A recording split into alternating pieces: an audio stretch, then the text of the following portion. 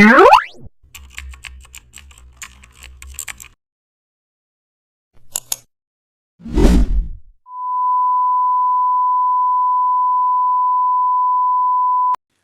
back to the channel. Don't forget to like, share, and subscribe.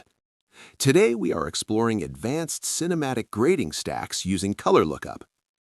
Open your image and prepare it with basic exposure corrections. Advanced grading stacks rely on layering multiple adjustments strategically.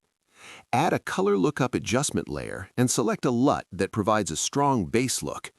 Lower its opacity so it blends smoothly. Duplicate the layer and choose another LUT that complements the first. Adjust the opacity of the second layer until both work together. Add a curves adjustment layer above them and refine contrast to unify the stack. Zoom in to check color transitions and detail retention. If certain areas look too intense, paint